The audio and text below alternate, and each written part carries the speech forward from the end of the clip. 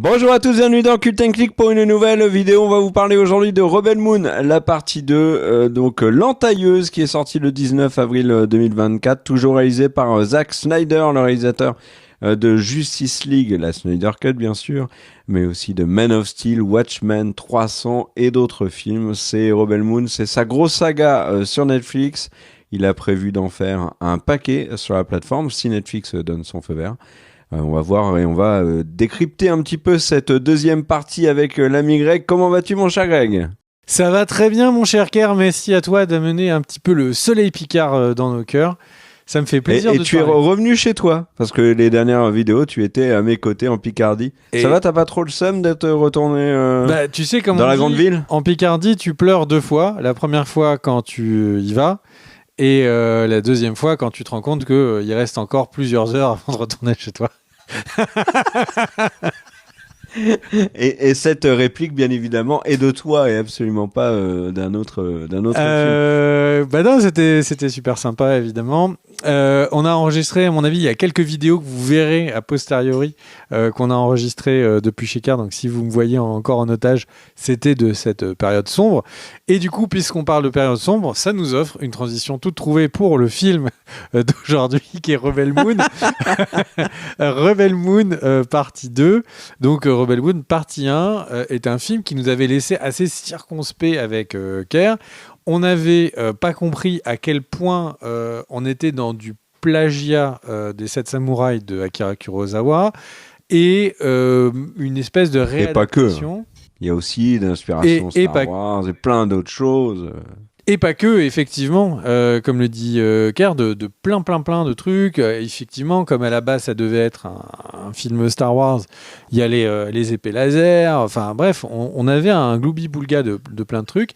Et le premier film nous avait pas convaincus, et il y avait un peu l'impression que c'était aussi parce qu'il était vraiment un film d'exposition. On présentait les protagonistes, et du coup, je suis allé dans ce film numéro 2 en n'ayant aucune attente ni positive ni négative, en me disant, bon, le premier n'était pas fifou, mais le deuxième n'a pas le poids du premier sur les épaules, à devoir tout représenter. Et qu'est-ce que j'en ai pensé ? J'en ai pensé que c'est peut-être le plus mauvais film que j'ai vu depuis très longtemps. Ce film prend le spectateur pour un crétin, mais vraiment très régulièrement. Et je pense que c'est même pas fait exprès. Je pense que c'est pas du tout fait exprès parce que, en gros, quand on apprend les bases du cinéma et tout, une des premières choses qu'on nous apprend, c'est de dire il faut que l'information soit donnée à 3 reprises différemment et au moins de 2 manières différentes. Donc c'est-à-dire que par exemple, si on est en train de dire que y a un indice qui nous permet d'aller, qui est la rose rouge, qui permet d'aller dans la deuxième phase de l'aventure, la rose rouge, je vous l'ai dit une fois, la personne qui parle en face de moi dit « Ah, tu parles de la rose rouge !» Et la troisième manière dont c'est formulé, c'est qu'on voit physiquement, graphiquement, une rose rouge. Et donc, ça, c'est des moyens qu'utilisaient depuis l'histoire de la création du cinéma pour passer des informations. Ce film ne fait pas ça. Le film se dit, le spectateur de 2024 est plus malin. Il a évolué. Et du coup, en fait, il nous passe ces informations qu'une seule fois, très rapidement. Donc, le film, et Zack Snyder, je pense, part du concept que les spectateurs ne sont pas débiles. Et par contre, lui fait des trucs qui sont complètement absurdes. Alors déjà, les 7 samouraïs, en fait, on avait eu plagiat / adaptation de la première partie, et là, on a eu le plagiat adaptation de la deuxième partie. Donc c'est super. Alors, il y a je ne peux que être déçu. Enfin, vraiment, il y a plein de moments, tu regardes le film et tu te fais spalm en te disant, mais waouh, qu'est-ce qui se fait ? Et je donne des exemples. Je veux pas vous spoiler, donc je vais prendre des exemples légers. Il y a les villageois qui se protègent en mettant du grain, le blé qui a été récupéré et autres céréales pour protéger leur maison. Comme ça, ils prennent un peu. Ils disent les militaires vont pas attaquer les maisons puisqu'il y a des céréales et tout. Il se passe 100 minutes que tous les opposants tirent sur les fameux céréales qui étaient censés servir à les protéger, mais en même temps, ils font des mouvements militaires pour les esquiver, et au bout d'un moment où ils en ont détruit peut-être la moitié de ces fameux céréales, là, il y a le commandant qui dit « Ça y est, vous pouvez enfin tirer sur les céréales, parce que c'est bon ». Et tu te dis, mais vous me prenez pour un débile mental, en fait. Il y a des scènes au ralenti qui n'ont plus de sens. Enfin, vraiment, il y a des moments, il y a un ralenti. Je me suis même demandé s'ils allaient ralentir un ralenti, quoi, à un moment, puisqu'il y en avait tellement d'affilée. Les personnages, on a une mise en scène des combats qui est vraiment hyper médiocre. C'est une des forces de Zack Snyder d'habitude, et là, c'est vraiment hyper médiocre. On a des personnes qui débarquent de n'importe où avec des bazookas. Enfin, c'est vraiment, c'est Nanarland. C'est hyper dommage parce que l'actrice principale, je trouve qu'elle a vraiment les épaules pour porter ce film-là. Les autres acteurs, vraiment, j'ai envie de les féliciter pour la forme physique dans laquelle ils sont. Par contre, au niveau du jeu, faut vraiment qu'ils musclent leur jeu. Et ça donne un film. La musique m'a jamais parlé. On a mis 1 million d'inspirations. On a des protagonistes comme le robot qui changent d'avis. Enfin, c'est vraiment un bordel. Et le truc, c'est que Gérard Schneider est quelqu'un qui a fait d'excellents films que j'aime beaucoup. Quand j'entends parler d'un film de lui, j'ai hyper envie d'aller le voir. Là, je me dis, mais est-ce qu'il s'est perdu ? Qu'est-ce qui s'est passé ? Enfin, là, j'ai l'impression de voir devant nos yeux, j'ai l'impression qu'il y a le résultat d'une production complètement pétée. Si on me dit que les acteurs étaient en révolte, que Zack Snyder était contre Netflix, qu'il y avait une guerre interne et que machin, et que du coup tout le monde a voulu remonter le film dans tous les sens, je le croirais tellement le film part n'importe où. Nemesis, qui est un personnage qui est censé être la badass la plus forte au corps à corps du film, il lui arrive des pépins en 20 secondes. Donc en fait, le truc, c'est que est-ce qu'elle a un arc narratif ailleurs qui a été coupé et qui sera dans la version longue ? Mais si oui, pourquoi est-ce que ce film est si bête ? Et donc je suis hyper perplexe. Je suis perplexe. Et est-ce qu'il y a eu des problèmes de production ? À l'heure actuelle, au moment où on enregistre cette vidéo, la réponse est que pour l'instant, il n'y a l'air d'avoir eu aucun problème. Zack Snyder dit qu'il veut faire jusqu'à 6 parties de Rebel Moon. Ça n'a pas l'air bien barré. Pour l'instant, les critiques, à la fois critiques pro et à la fois spectateurs, sont cata. Donc j'ai du mal à croire qu'il va y en avoir 6. Surtout que le boss des films chez Netflix a changé. Donc les films d'avant sont à mon avis plus compliqués si c'est pas des succès à avoir des suites que si c'était ses projets à lui, au nouveau chef de Netflix Film. J'ai pas l'impression qu'il marche, hein, contrairement au premier. Parce que le premier a beaucoup fait parler. Non mais là le bouche à oreille il peut être que catastrophique. Non mais justement, là, tu vois, ne perdez pas votre temps. C'est même pas un nanar marrant. Ne perdez pas votre temps. Ouais, non mais Greg, ce que je veux dire, c'est que le premier, tu vois, a quand même fait beaucoup parler. Et le deuxième est sorti dans un relatif anonymat. On en parlait entre nous. Netflix, j'ai pas l'impression que... Alors, il y a eu des pubs, hein, à la télé, etc. Mais sur les réseaux sociaux, moi, j'ai pas vu de gens réagir spécialement dessus. Enfin, c'était assez étonnant. Est-ce que les spectateurs ont plus évolué que ce que Zach pensait, et ils se sont mis à vouloir consommer que des bonnes choses. À voir. Alors, quel est ton avis, mon cher Kerr ? Mon avis, mon cher Greg, va pas être plus positif que le tien. Je pense que Rebel Moon est vraiment l'accident industriel de Netflix. J'en vois pas d'autres. Il y a eu Netflix depuis son lancement a fait des productions qui étaient globalement loupées, mais avec un tel budget, un tel réalisateur et autant de choses qui ne fonctionnent pas dans cette saga.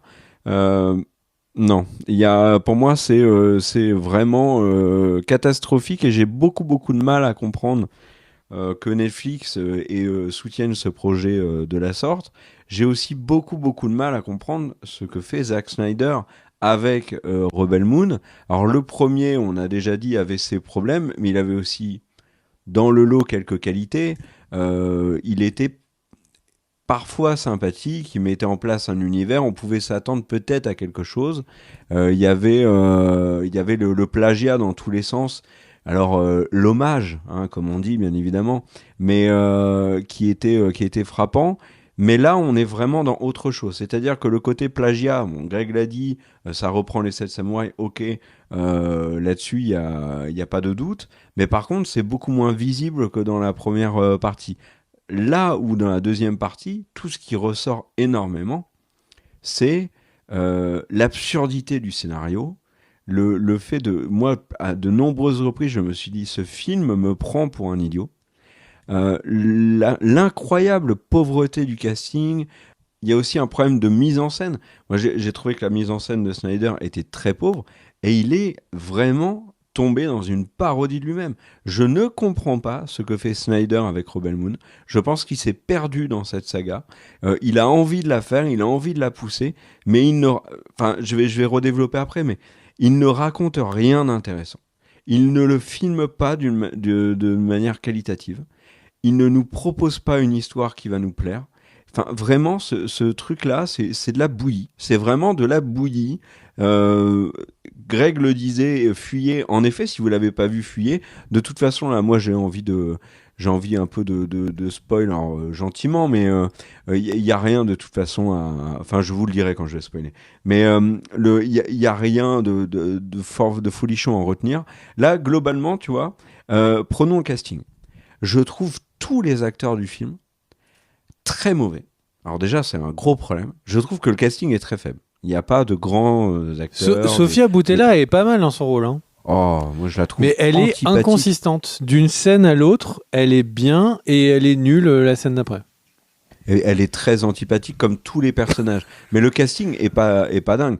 Jim Onusu, je le trouve mauvais dans le rôle de Titus. Ed Skrein en Atticus Noble. Moi, Ed Skrein, je peux plus le voir. Là, il joue souvent les mêmes rôles.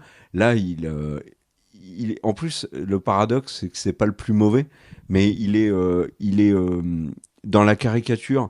Michel Wiseman, donc qui joue Gunnar, c'est le love interest le plus fade que j'ai vu dans un film depuis Belle Lurette. Tu parlais de Nemesis. Le personnage est massacré. Tarak n'a aucun intérêt. Il développe pas les personnages.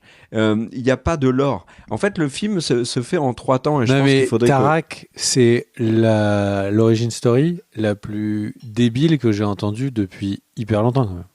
Puis alors surtout, mais moi je vais revenir sur les 3 temps. J'ai hâte de parler de ça dans la version spoil. Mais Tarak, alors spoilons. Absurde. C'est absurde. Bon, vous avez compris le truc, on va faire du spoil. Si vous avez vraiment hyper envie d'aller voir le film, allez voir le film. Parlons de Tarak. Tarak, sa scène, c'est son père est mort, mais on lui dit il faut pas combattre, ok. Il regarde sa mère se jeter, jeter d'une fenêtre et il n'essaye de rien faire.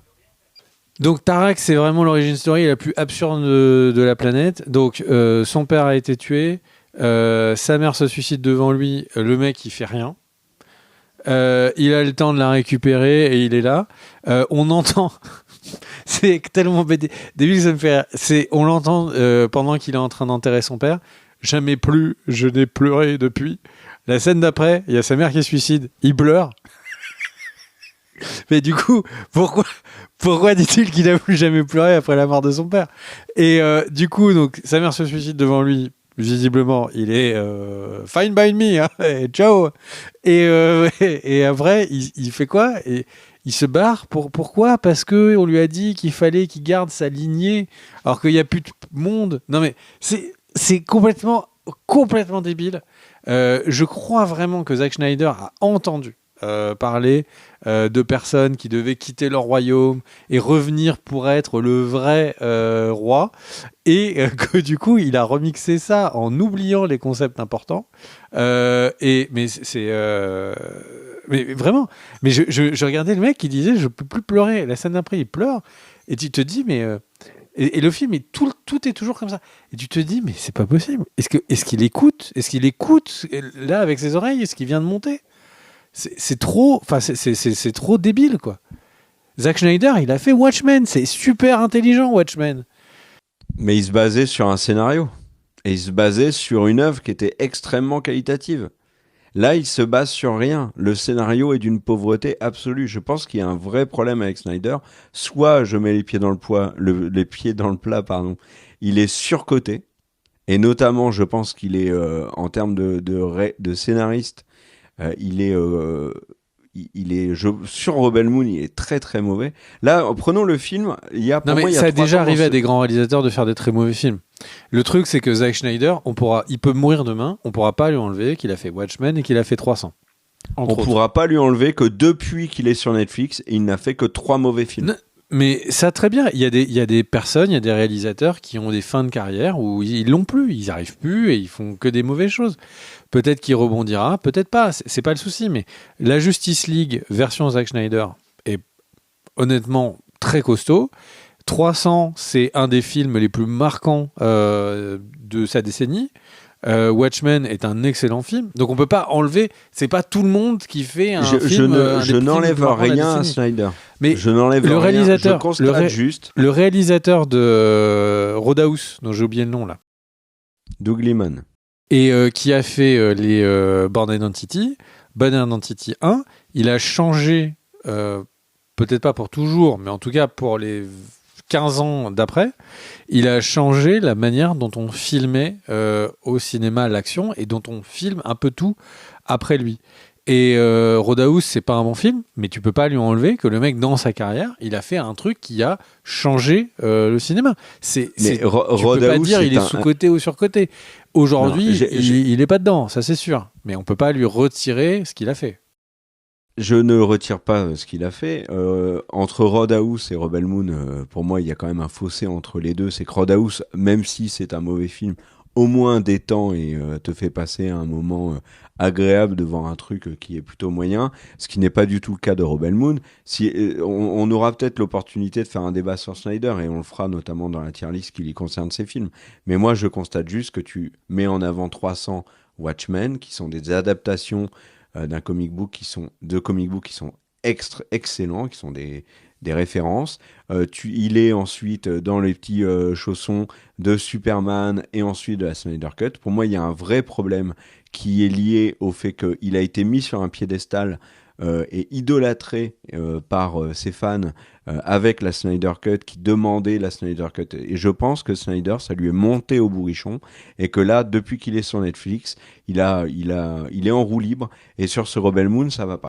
Alors repartons sur Rebel Moon et moins sur Snyder, et sur cette partie 2 qui est un film clairement divisé en 3 parties. La première, et on va réagir dessus parce que maintenant qu'on est avec spoil, il y a tellement de choses à dire. Donc les 3 parties, c'est la moisson, les flashbacks et ensuite la bataille. La moisson. La moisson, elle est... Alors déjà, Greg, tu l'as dit, elle est pompée bien évidemment des 7 samouraïs, mais alors elle est extraordinaire. Le ton de cette moisson m'a fait penser, moi, à la scène d'introduction de La Reine des Neiges, avec les hommes du Nord qui sont en train de couper de la glace en chantant. Donc on a Titus qui commence en disant « On est des frères, on va se battre. » Ok, on se connaît depuis 10 minutes. Ça, c'est un vrai problème du film d'ailleurs. C'est en fait, ils ne se connaissent pas. Ils ne connaissent pas les villageois parce qu'ils viennent d'arriver. Ils ne se connaissent pas vraiment entre eux, puisqu'il y a eu une scène expéditive où ils sont ensemble dans la partie 1. Mais ce sont déjà des frères. Ils ont vraiment connu des mois et des mois très très durs qui ont duré quelques minutes. Donc, ils se lancent dans cette moisson. Titus dit, alors, ça se fait en combien de temps? Vous mettez des semaines? Bah nous, on va le faire en 3 jours. Et là, ils se lancent dans une moisson qui est d'une poésie et d'une beauté extraordinaire, où ils chopent des épis de maïs, puis ils en font des beaux bouquets, le tout au ralenti. Moi, je n'avais jamais vu une moisson au ralenti. C'est beau une moisson au ralenti. Snyder Et c'est là où vraiment Snyder est la caricature lui-même, c'est qu'on le sait qu'il abuse et il abuse des ralentis, mais là il te fait une moisson au ralenti avec des beaux épis de blé qui avancent comme ça au vent. Ah, c'était beau et émouvant. Et il y en a, ils prennent leur temps. Il y a qu'un moment, Titus qui se vénère et qui dit oui, là quand même, faut pas oublier qu'on doit le faire en 3 jours. Et du coup, je tiens à rajouter pour tout le monde que Kerr, en plus, en tant que personne qui vit à côté des champs, la moisson, c'est vraiment très clair dans sa tête de comment ça se passe et tout. C'est ces week-ends. Et l'autre point qui est assez marrant quand tu parles des moissons, c'est sur ce moment-là, c'est qu'en fait, quand ils mettent le blé, t'as certains acteurs à qui, je crois, qui ont retenu comment est-ce que le coordinateur leur avait dit de le faire et d'autres non. Et du coup, t'en as certains qui mettent les blés d'une manière et d'autres qui font n'importe comment, tu vois, qui les jettent. Et tu te dis, mais ils sont 30. Enfin, il y a 20 acteurs, il y a 30. Ils sont pas en train de coordonner 2000 personnes. Comment c'est possible que ce soit un tel bordel ? Non mais c'est la scène de la moisson, moi j'ai halluciné et c'est vraiment, comme je dis, la caricature de Snyder. Et il y a aussi dans ce film un énorme problème de temps. Et le problème de temps, tu le vois, donc j'avais déjà évoqué le fait qu'ils soient frères alors qu'ils n'ont pas de background ensemble, mais là surtout, ils le disent vraiment. Là, c'est aussi un autre. Je suis désolé, je pars dans tous les sens, mais il y a tellement de choses qui m'ont agacé dans le film qu'il faut que j'explique. Là, le robot les aide pas déjà, donc ça c'est cool. Le chef du vaisseau amiral de l'Empire, hein, c'est pas les termes, mais on s'en fout. Il dit on arrive dans 5 jours parce que, et c'est quand même la base, tu l'as cité, il faut pas tirer sur la farine, c'est quand même extraordinaire d'avoir un empire qui a des vaisseaux, une armée, qui a des robots énormes qui popent sur la planète, qui sont capables de lancer des missiles et compagnie, ont besoin pour survivre. Alors, ils avaient déjà expliqué le pourquoi du comment dans le premier, mais ça reste extraordinaire que pour survivre, ils aient besoin de 4 sacs de farine d'un pauvre village qui est accessoirement le seul village d'une immense planète, hein, puisque en fait ils viennent sur cette planète uniquement pour 30 paysans dans des chaumières en chaume. Mais bon, très bien, soit ceci étant dit, le postulat de départ est ridicule, la mise en scène est ridicule, et il y a un problème de temps, c'est que dans les 5 jours, déjà qu'ils n'ont pas assez le temps de faire la moisson. Mais sur les 5 jours, ils font la moisson. Quand ils ont terminé la moisson, ils font un festin. Et quand ils arrivent d'ailleurs, avec la scène des cadeaux, alors il y a un festin monumental. C'est-à-dire qu'ils n'ont pas de bouffe, ils doivent le donner à l'Empire, mais c'est pas grave. Ils claquent la moitié de leur stock de bouffe pour faire un énorme festin où ils font une scène des cadeaux qui a été entièrement pompée à Galadriel, en beaucoup moins bien, parce qu'ils offrent un dessin quelconque qui fait pleurer tout le monde, à des personnages qu'ils ne connaissent pas vraiment, mais à qui ils ont déjà des louanges à faire à n'en plus finir. Bref, là on est dans les 5 jours. Ensuite, ils disent, on s'entraîne les mecs. Attends, si je peux me permettre, dans les 5 jours, déjà moi j'ai 2 remarques. La première, c'est que sur l'histoire des cadeaux, moi je me suis dit, mais la nana, je l'ai vue dans les champs en train de... Donc elle est capable de coudre tout ça en 3 jours, alors que ses journées sont dans les champs de ouf. Ah oui, non mais... Donc après, alors, peut-être qu'il y a un métier à tisser, tu vois, électronique à côté, et qu'en fait elle a appuyé. Et mais c'est comme tout, tu te dis, mais ça tient pas. Ah mais il n'y a rien qui tient. Et l'histoire des 5 jours, pourquoi 5 jours ? C'est leur temps de trajet. Non, c'est pas ça mon point. C'est le truc des 5 jours. Si vraiment l'histoire ne tient pas en 5 jours, parce que comme le fait remarquer Kerr, comme je le dis, les 5 jours c'est absurde. Donc tout ce qu'ils font en 5 jours. Le truc c'est que du coup pourquoi scénaristiquement il dit pas ils ont 5 jours pour arriver, mais ils doivent aller récupérer des nouveaux vaisseaux, une nouvelle armée. Et du coup, ça me paraît pas très compliqué de dire qu'il y a le régent qui leur a dit qu'il faut passer par une autre planète, et ça rajoute dans le scénario 1 semaine ou 2. Ça peut même rajouter 1 mois en fait. Et eux, ils entendent que en fait le vaisseau va arriver dans 1 mois par le soldat, et ça aurait été moins débile. Je comprends pas pourquoi ils ne s'offrent pas ce genre de luxe pour pas se faire taper quoi. Mais alors c'est pour mettre de la pression, bien évidemment, pour qu'on ait le sentiment qu'il y a une menace qui arrive et qu'ils n'ont pas le temps de se préparer. Et en fait, ils n'ont pas le temps de Mais se c'est préparer. en un mois, puisqu'ils ils n'auraient pas le temps non plus. Si on dit vous avez Mais les oui, champs qui mais- font la moitié de la planète, ce serait déjà Mais c'est plus ça. logique de dire non mais en fait c'est un petit village, mais ils ont des trucs énormes et ça leur permet de moissonner la moitié de la France en 2 semaines. Mais du coup, ça aurait mis la pression. Enfin, ça aurait été déjà plus logique avec les échelles de la taille du vaisseau, taille du fait que c'est un village pour une planète. Alors, je reviens sur la moisson, parce qu'il y a des trucs quand même qui m'ont fait marrer dans la moisson. Donc, il utilise le ralenti pour plein de choses, et les épis de blé, notamment. Mais alors, je l'ai pas dit. Mais alors, la scène où Titus remplit sa gourde au ralenti, j'avais jamais vu, moi, une gourde remplie au ralenti, et c'est une expérience cinématographique que je ne suis pas prêt d'oublier. À côté de ça, on a donc les mecs qui ont leur faux, qui ramassent à la main et tout, avec leur tenue du Moyen-Âge. Et à côté de ça, ils mettent le blé dans quoi? Dans un chariot qui est en lévitation. Donc en fait, ils ont les moyens de créer un chariot en lévitation, mais pas les moyens d'avoir des outils agricoles un peu plus optimisés qu'une faux du Moyen-Âge. Ok, très bien, soit. Donc là, ils font la moisson en 3 jours. Ils font une grande fête derrière. Il ne reste que 2 jours. Et là, Titus, il dit, bon alors maintenant, on va se préparer à la guerre. Vous êtes tous des gros nulos en guerre. On va s'entraîner. On n'a pas de munitions, on va essayer d'en trouver et tout. Ils trouvent un peu de munitions, un peu d'armes. Ils trouvent, comme par magie, le vaisseau de Cora qu'ils avaient tous oublié, qui est hyper utile, hyper fonctionnel. Ah, ils le retrouvent. Donc ils disent à Cora, Cora va le cacher ton vaisseau.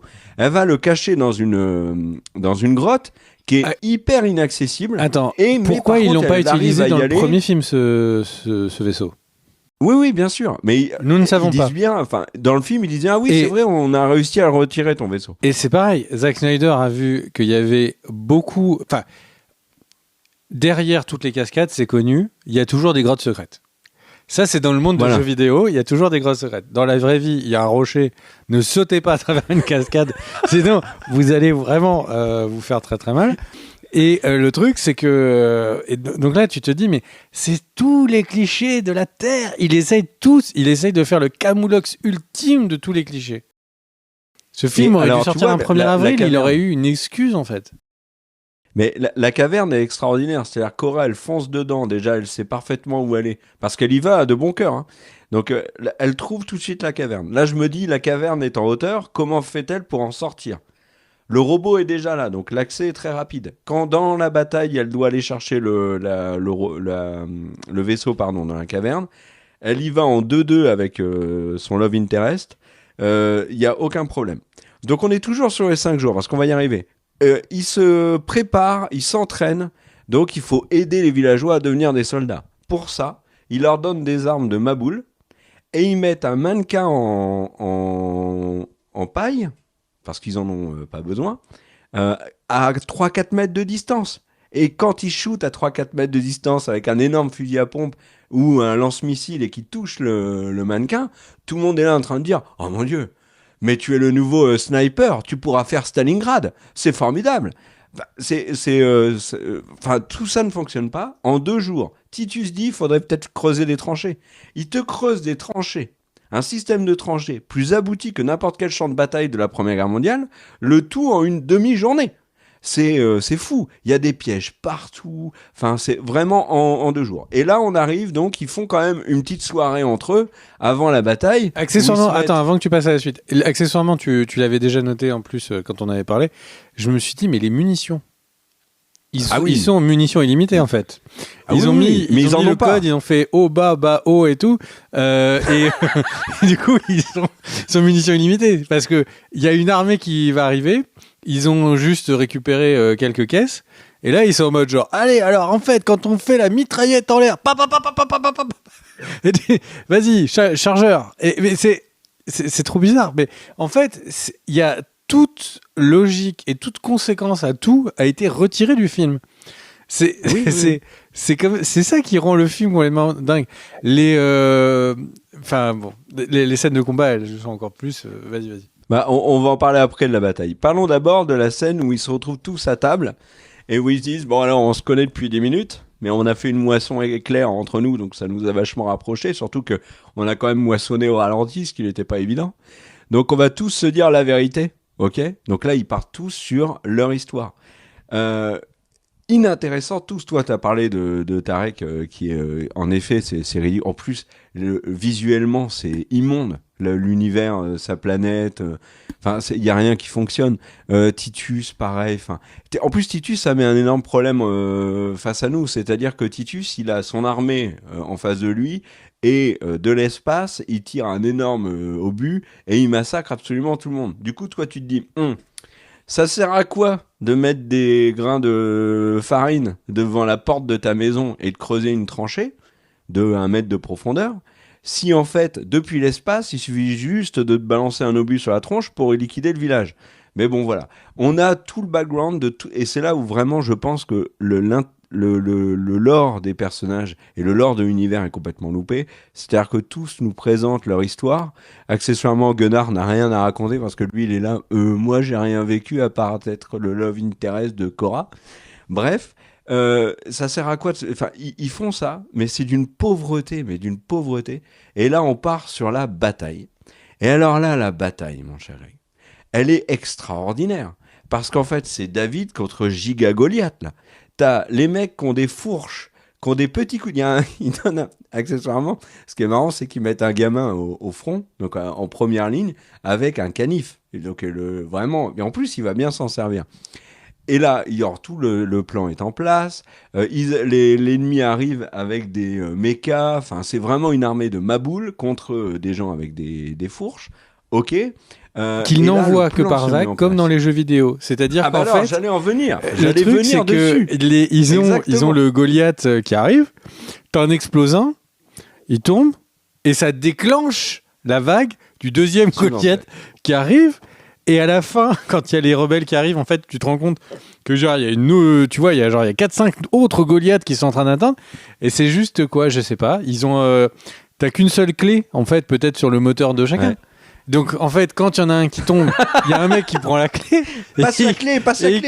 Il court, fait tiens, prends la clé pour accélérer au deuxième. C'est hyper chelou. Enfin, faut quand même se dire.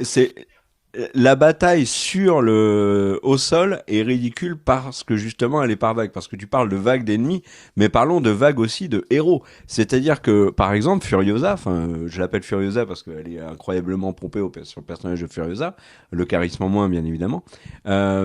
Elle participe pas à la bataille pendant des lustres. Et alors, t'as des trucs qui me font. Le premier mec qui sort de sa cache pour balancer une grenade. T'avances. Tu parles de Korra. Et donc, en fait, le truc, c'est que quand Korra. Non, je parle de Furiosa. Moi, Korra, j'y suis pas encore. Non, mais alors, au début du combat, avant que le combat commence, il y a Korra qui veut dire non, oubliez le plan, je me rends, allez-y et tout. Oui. Et en fait, tu te dis, mais du coup, ils vont la capturer et après, il va se passer quoi ? Ils vont tuer le village, en fait.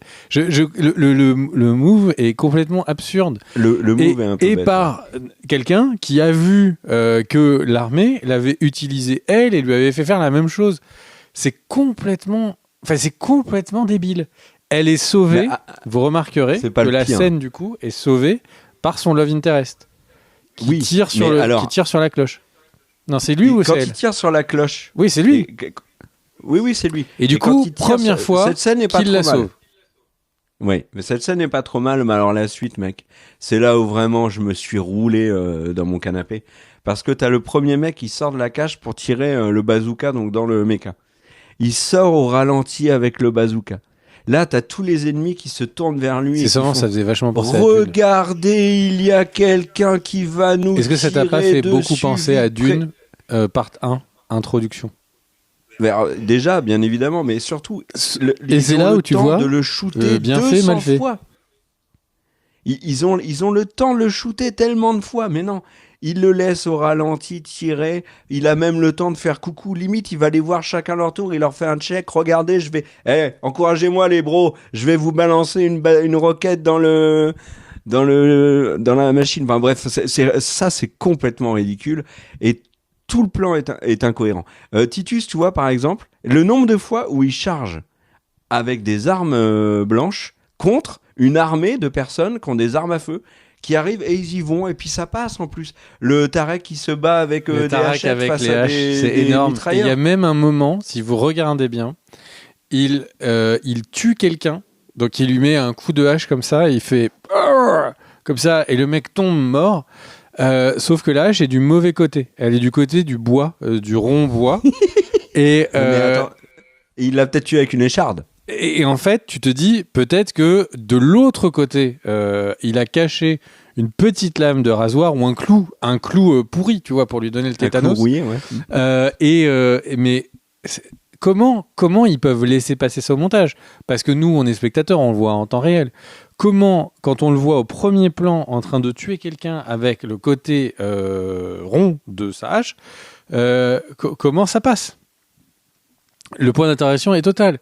Dans les tranchées, quand ils sont en train de se faire tuer. Alors déjà, le grand méchant, c'est Terminator. Bon, déjà parce que c'est Terminator, parce qu'il est revenu de la mort. Bon, déjà, ok. Et il descend comme ça, comme s'il pesait, tu vois, genre 250 kilos.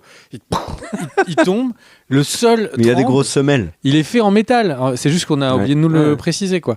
Et accessoirement, ça aurait été presque plus logique comme personnage s'il avait eu des implants. Et donc, il y va.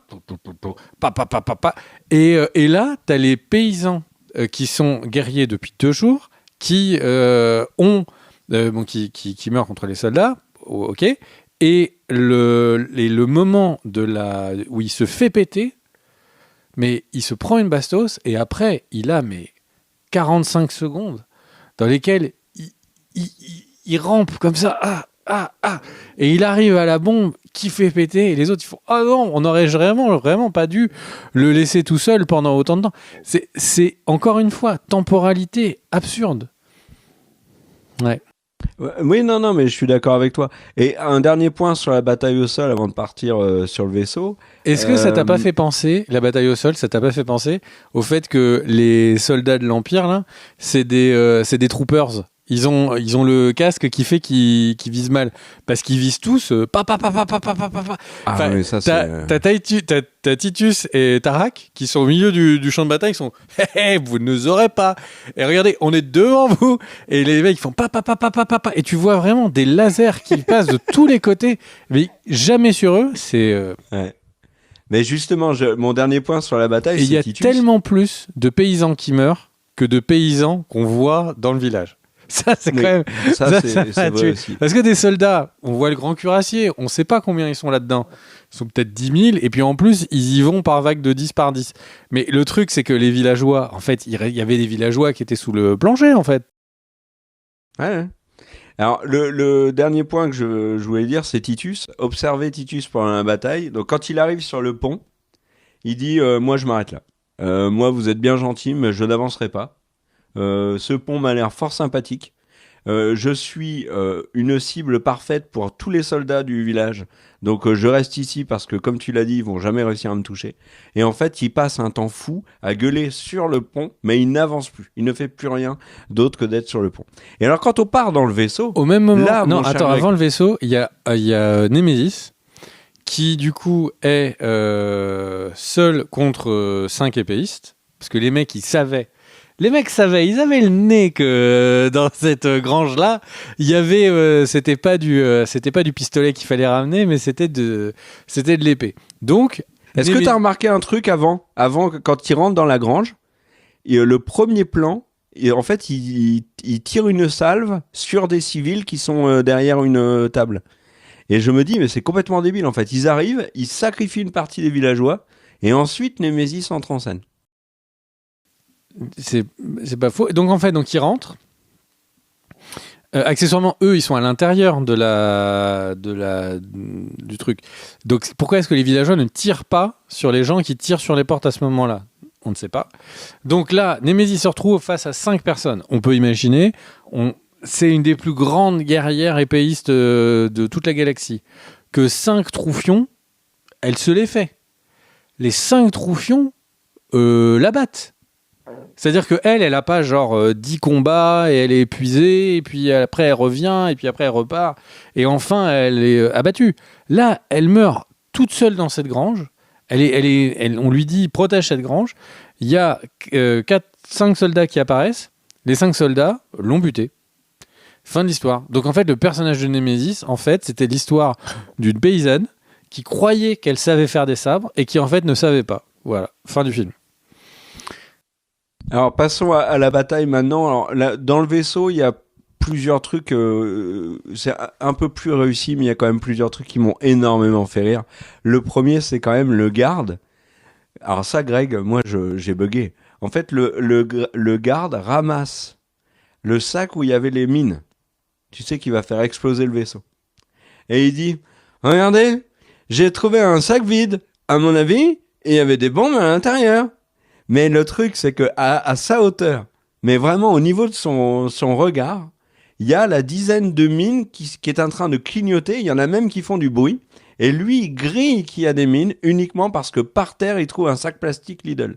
Moi, je n'ai vraiment ça, j'ai bugué. Et alors après, attends, c'est bien parce évidemment que tu vas trop l'explosion. vite avant le vaisseau, parce que là, t'es passé de la grange au vaisseau.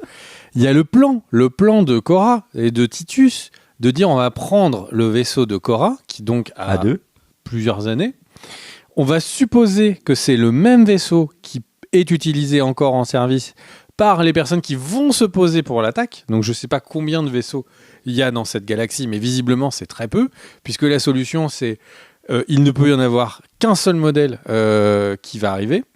Et on est dans un univers qui est assez rétro niveau puissance, parce que il y a 3 vaisseaux qui remontent. Ils sont pas même dans Star Wars, ils disent c'est quoi ils scannent les vaisseaux pour voir quel est le code du vaisseau. Donc Cora a un code de vaisseau qui a plusieurs années. Il re-rentre dans le vaisseau principal, ça choque personne. Pourquoi ? Parce qu'il a un Elle peu de dit fumée. qu'ils sont blessés et du coup ça passe. Mais ça Là, passe son rien. plan est Ça plutôt passe malin. rien si on te dit ta voiture, c'est quoi l'immatriculation de ta voiture ? Mais ça change pas que tu dis que t'es blessé, ça change pas l'immatriculation de ta voiture. Là, en quoi le fait que ce soit des blessés à l'intérieur change le fait qu'il y a un code de vaisseau, une immatriculation de vaisseau ? Bref, encore une fois, tes spectateurs, tu dis, bon, ok, d'accord, c'est le futur. En fait, il suffit juste d'avoir une mobilette et ils vont dire que tu peux rentrer dans le... C'est tous des débiles. Le plan est débile, les méchants sont débiles, tout le monde est débile. Et les 2 vaisseaux qui remontent en flèche, eux se disent pas, mais dans le rétroviseur du futur, là, ils se disent pas. Ça m'a plus mais il y en a, embêté. il y a un 3e vaisseau, là, c'est pas de chez nous, là. Il y a quelqu'un qui nous suit. C'est qui ? Ouais, et alors, une fois que le vaisseau explose, moi, c'est le truc le plus incroyable. C'est le vaisseau est à, on va dire, allez, à grosso modo 200 mètres de hauteur. Tu vas trop vite. Cora arrive dans le vaisseau. Ah. Quel film on aime tous qu'il plagie à ce moment-là ? Mais c'est Léon. C'est 100% la scène de Léon, où en fait ils se font passer pour des blessés, ils ont les casques du SWAT et tout. Cette scène, c'est 100% Léon. C'est un truc de ouf. Il a pris tout le segment de la fin de Léon et il a dit vas-y, on met ça dans le film. Enfin bref. C'est une ode au cinéma, ce film. Alors, laisse-moi parler de la chute du vaisseau quand même, parce que ça, c'est le truc incroyable. Donc, le vaisseau explose, et donc il chute. Il est à 200 mètres de hauteur. Une chute de 200 mètres. Globalement, physiquement, ça met en effet une bonne dizaine de minutes à se faire. Mais parce On que comprend la que ce soit vitesse aussi de long. chute n'est pas fonction du volume, du poids, mais du volume. Et comme... ben oui. Et donc, du coup, le truc, c'est que ce vaisseau, c'est donc normal qu'il mette plusieurs minutes à chuter. Bah oui, oui. Non, c'est pas logique. Non, mais c'est normal. Donc, du coup, pendant la chute dans le hangar, ils ont le temps de se battre, c'est extraordinaire. Le fight entre Atticus et Cora est très long. En plus, c'est dans la chute. Il y a un plan que j'ai trouvé réussi où il accélère sur un coup que met Atticus et là, ce plan-là est réussi. Mais alors, quand il revient sur ses pieds, il est donc littéralement en descente dans un hangar où tout explose, où des vaisseaux sont en train de tomber devant lui, des personnes, il y a du feu partout, il est en train de se battre contre le pire ennemi qu'il ait rencontré. Et quand il lui a mis un bon coup de latte, il se rhabille. Et ça, vraiment, ça a été la goutte. Ben, pour moi, ça m'a achevé.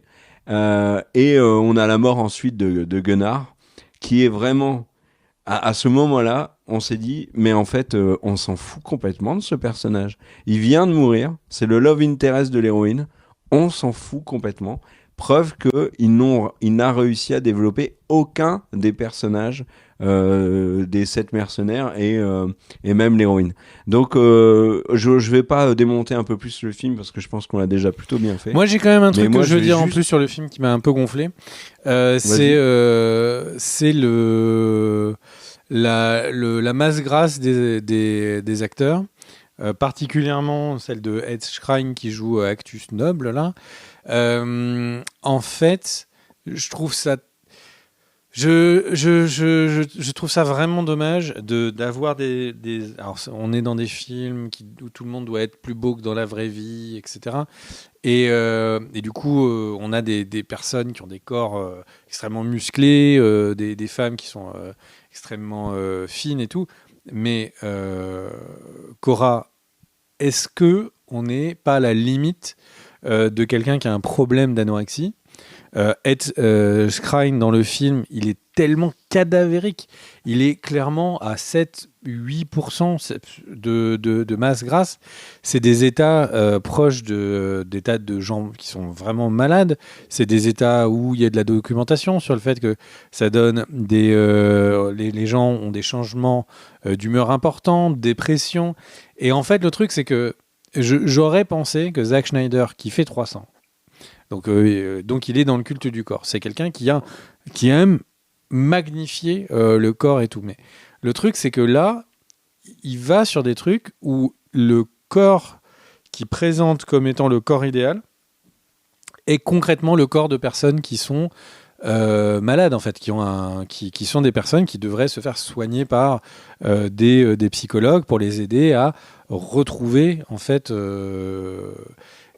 des bases. Et le truc, c'est que je comprends pas que Schneider aille sur ça dans ce film-là, à ce point-là, avec les acteurs qui sont dans les plus marquants. Ouais, là, c'est un autre aspect.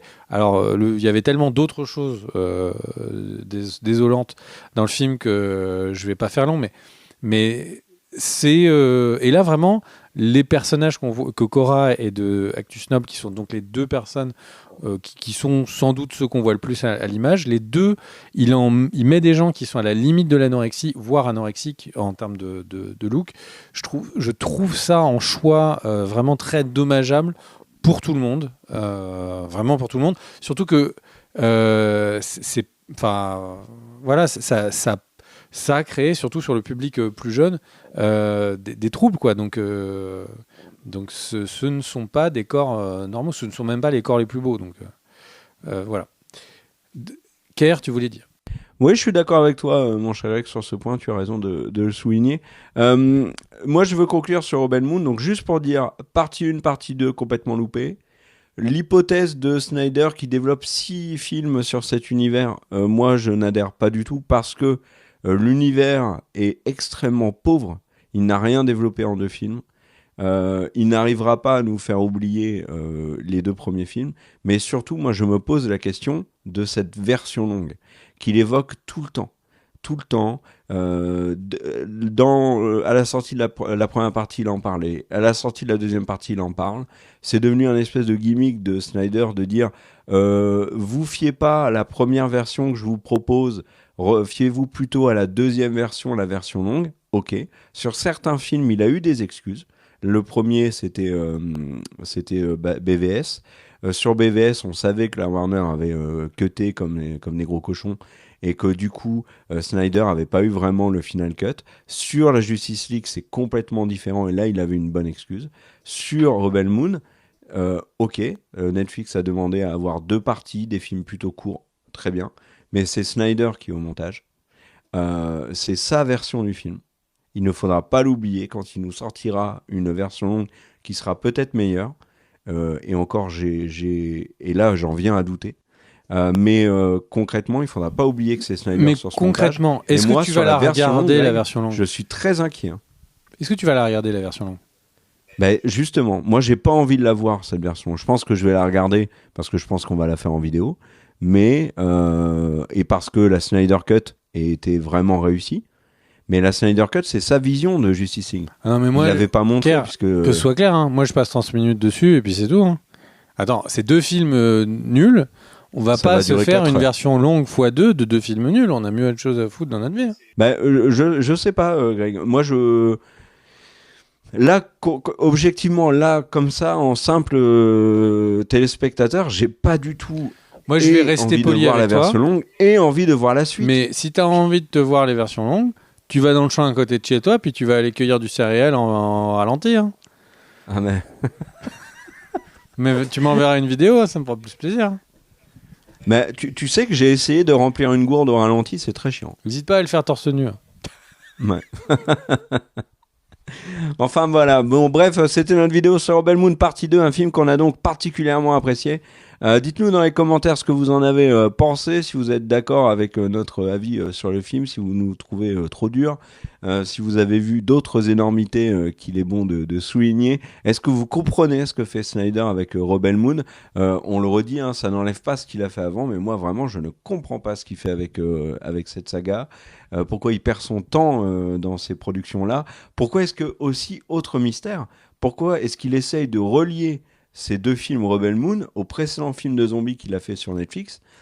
Ces 3 films-là n'ont qu'un seul point commun, ils sont loupés. C'est les 3 plus mauvais de la filmo de Snyder. Mais à part ça, pourquoi essayer de les lier et de créer un univers étendu autour d'eux? Personne en veut. Et je pense, moi, très objectivement, et je ne serais pas étonné que Netflix dise stop, mais je pense qu'il faudrait cette fois dire stop vraiment pour le bien de Snyder, pour le bien des gens qui vont se coltiner les films. Rebel Moon, c'est une vraie purge, et tu as commencé en disant que ça faisait longtemps que tu n'avais pas vu un film aussi mauvais. Je te rejoins. Ça fait, en dehors de films extrêmement mauvais, sans budget, sans aucun talent, là on a quand même des gens qui ont quand même du talent, même s'ils l'utilisent extrêmement mal dans ce film.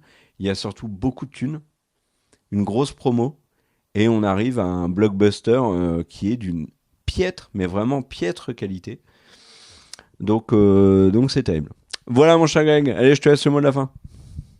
Le mot de la fin serait... T'as qu'à sortir une grande réplique du film.